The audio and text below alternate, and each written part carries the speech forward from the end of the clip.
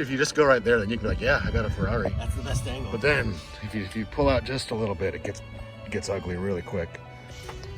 And boom, V6 to V12, just like that, folks.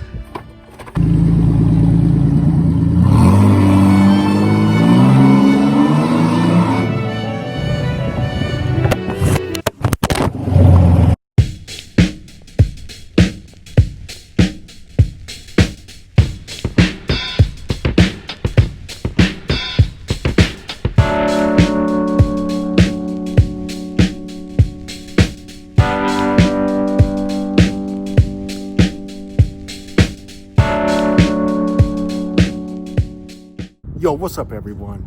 Okay, screw that, not doing that again. All right, as promised, we're gonna be showing you our legendary, it's actually one of the coolest and worst cars you've ever seen in your life. We call it the Fierri, you'll see why. World-class sports car, a term not to be used lightly.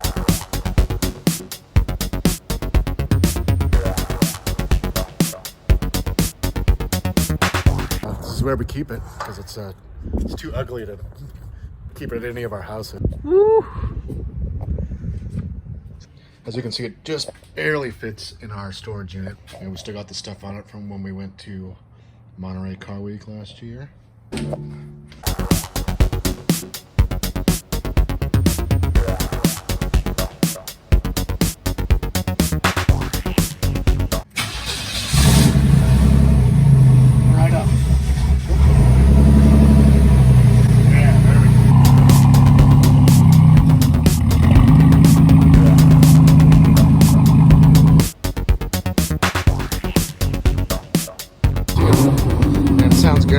We often drive it with the door up, and it looks like we're just doing it to, you know, stunt like we're in a hip-hop video, but actually that's the only way to see when you're backing up the car. It wasn't a total one-off project. We know of one other example, a yellow one that we've seen with the same body, I guess. What was it called? Like, it was called like the Predator,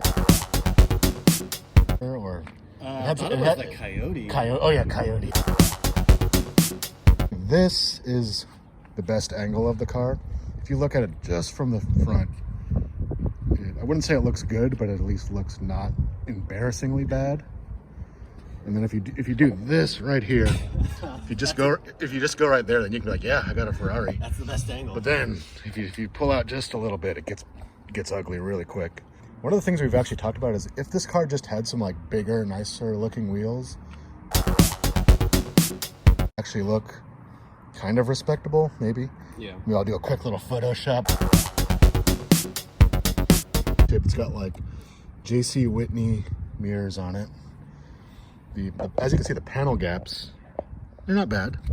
I'd say it's comparable with most new cars. The driver's side door does not latch. So yeah, this door, it just sits there. Yeah, it just stands there. So you'll notice in some of the videos when we're driving it, the driver is holding the door closed.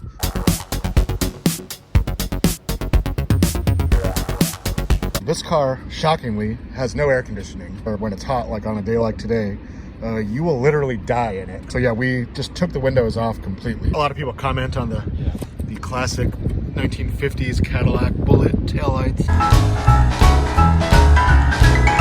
Done. Yeah, I got a little bit of peel on the paint. It's no big deal. Spoiler. Oh, and then here's John with the coupe de gras.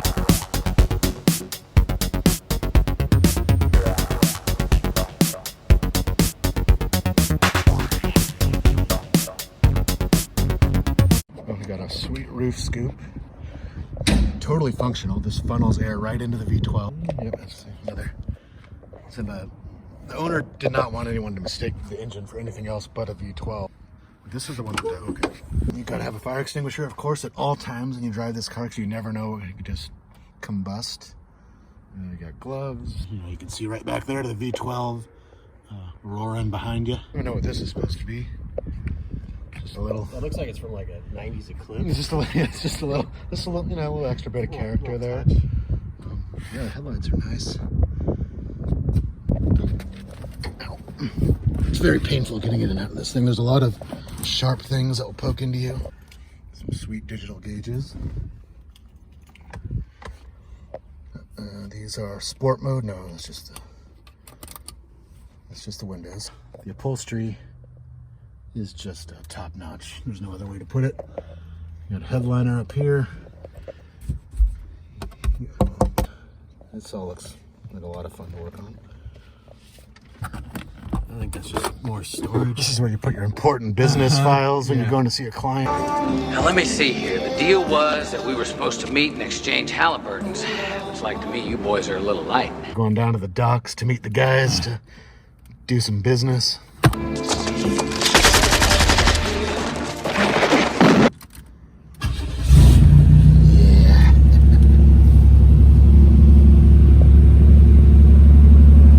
Very contemporary looking digital dash. Attack. Oh, it works. You can see a red line right there. Sounds awesome.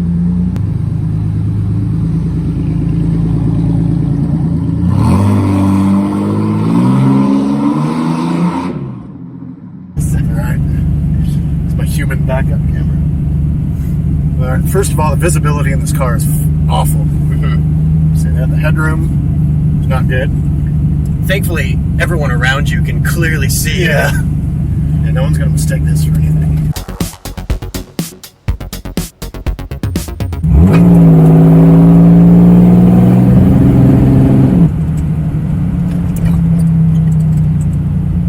You'll see the awesome body construction over these railroad tracks. Yeah.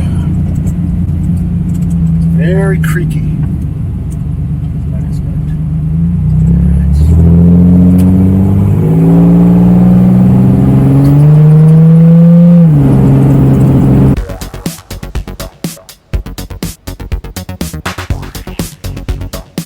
It doesn't sound bad. The rest of the car,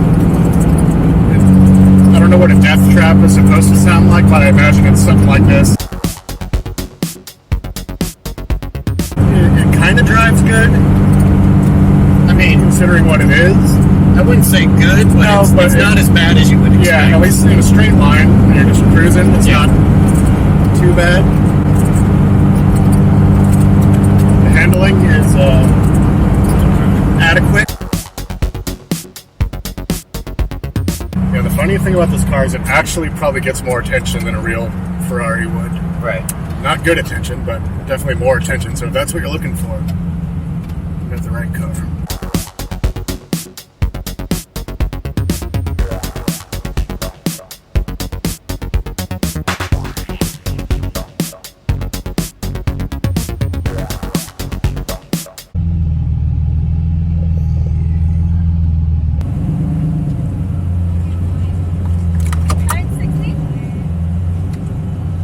She likes the car.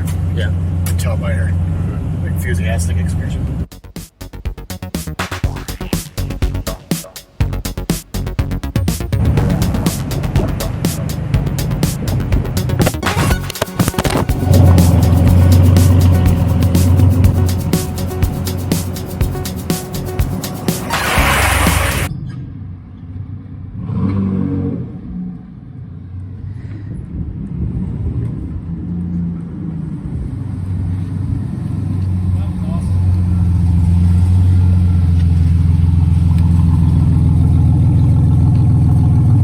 So we're back from our little drive. We got some lunch. We had some fun. I think that gives you guys a pretty good idea of what this car is like. It's a total piece of crap, but it's lovable at the same time. Yeah, we'll see what we do with it, whether we keep it, whether we sell it. We're not quite sure. We've done everything we want to do, really. We've, we took it to Monterey Car Week. We snuck it into the Quail. We won the Worst in Show at the Concours de Lemons. We were able to take it down to Jay Leno's garage to be on his TV show. You know, anytime you take it out, it's an entertaining way to spend an afternoon. Yeah, that's a little tour of what I like to call the worst car in the world. Yeah, that's it. Thanks everyone for watching, and we'll see you next time. Bye-bye.